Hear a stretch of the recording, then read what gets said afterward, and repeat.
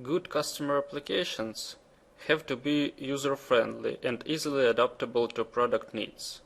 This video will reveal how to achieve this by making two basic steps: creating an appropriate application menu and applying UI responsive design. Menus are used to start application within the MDI container. Actually, menus can do anything you want: call functions, run reports, display data, etc. With Vysa, menus can be set in three ways: by using built-in queries for shell functions, by using user interface methods, and by adding the necessary widgets to a form.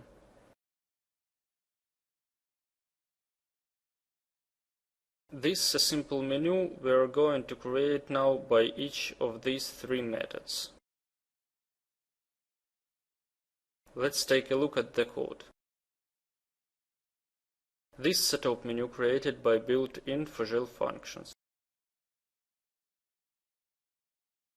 There are several functions which must be used to create a menu. Create menu function generates a menu ID, which is used as reference for menu groups and menu commands. Menu add submenu function adds a menu group to a newly created menu. It takes two parameters. The first parameter is ID of the menu to which you want to add a submenu. The second parameter is a text which will be displayed at runtime as the menu group label. Menu add option function creates menu commands which will be used to trigger actions. For example, run applications, call functions, run reports, display data, etc. It takes three parameters. First parameter is the ID of the menu to which you add a command. The second parameter is a text which will be displayed at runtime as the menu command label. And the third parameter is a menu command ID. We needed to know what menu command was triggered after the mouse click. Menu publish function opens the prepared menu at runtime.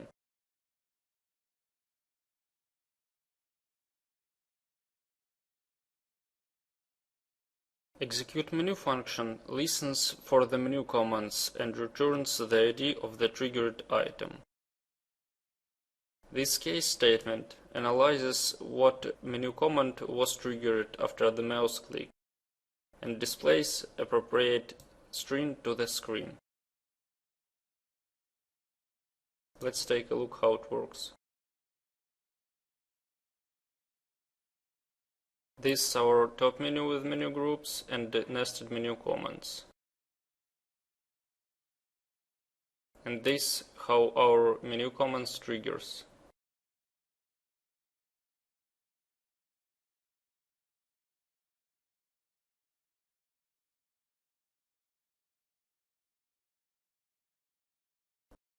Let's take a look at how our menu can be created by UI methods. To create a menu by UI methods, we load an empty menu container from the form. It's just an empty menu bar with the identifier C1.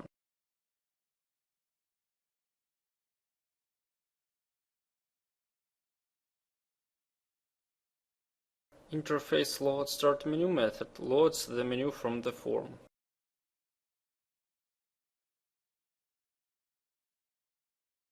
With the menu bar for name method, we refer to this menu by its identifier.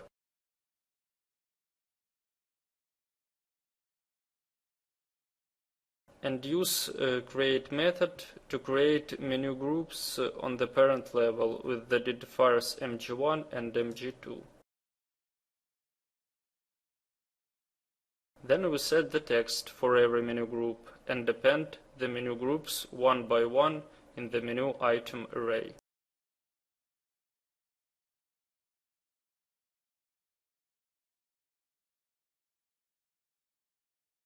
SetMenuItems method sets all items from the menu item array directly to the menu bar. To get access to them, we will use the forName method of menu group and menu command objects. To make a menu command trigger any action, we add an appropriate event to every command by the setOnInvoke method. We have already defined menu event objects by applying to them the ActCMD invoke name.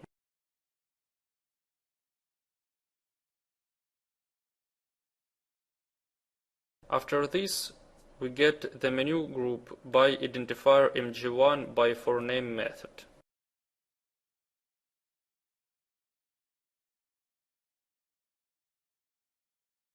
And set the scope of menu items by setMenuItems method.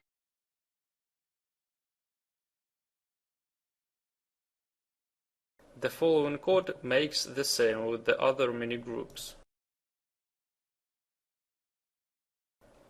Instead of execute menu function, we use the ring menu with onAction block in this case. When any action is triggered, we get the menu command ID by fglGetLastWidgetID function. It returns the ID of the last triggered widget, and case statement analyzes menu command ID. Let's see how it works.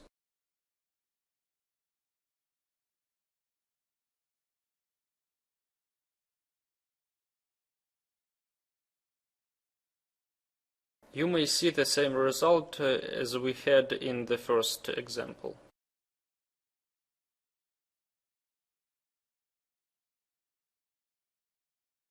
And the last example is menu defined in the form.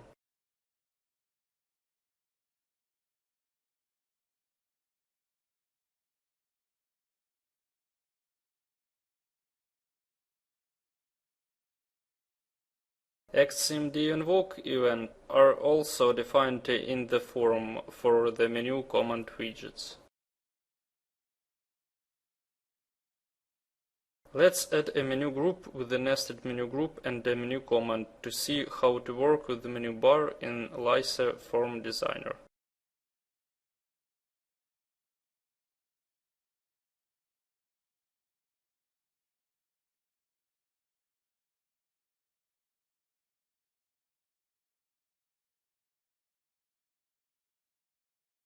The menu command may be added at the components view.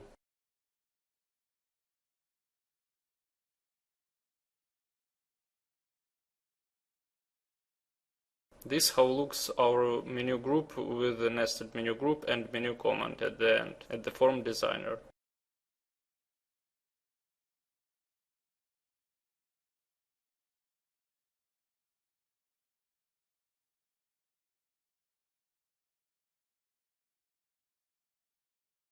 In this code, we just load the menu from the form and do the same as we did in the previous example. After any action specified in the onAction statement is triggered, we get the ID on the triggered menu command by fglLastWidgetID.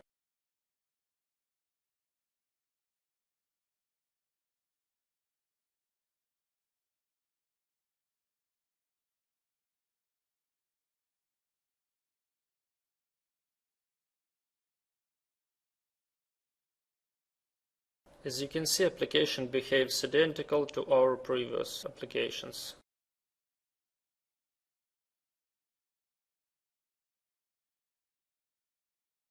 And now I'm going to show you how to switch the top menu to a tree menu view to get the same result as on the screenshot.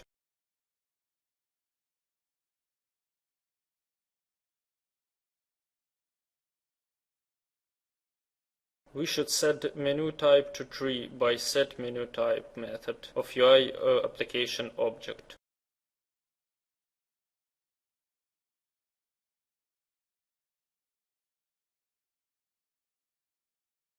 Let's add a simple child application to run.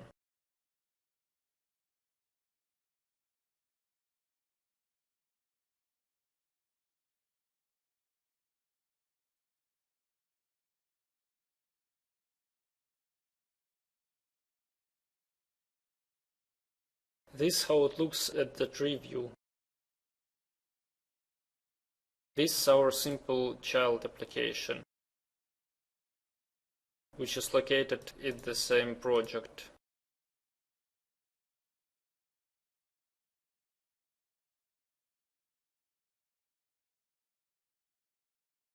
And finally, I'll show you Menu Manager application. It takes all data from the database and generates menu dynamically by using UI methods. It also allows you to make any changes at menu at runtime.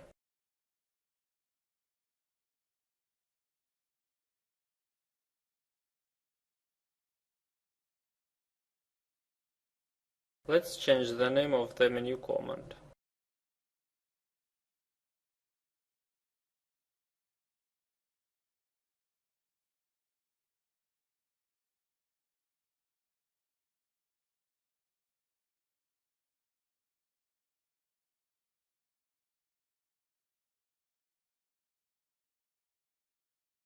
And add a new menu command to menu group 2.1.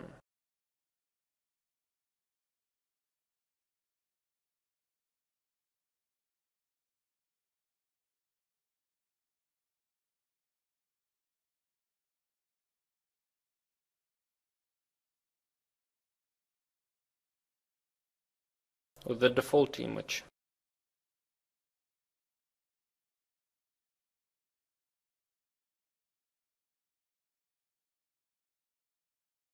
Thank you for watching this video. For more information, please contact us on queryx.com or via info@queryx.com.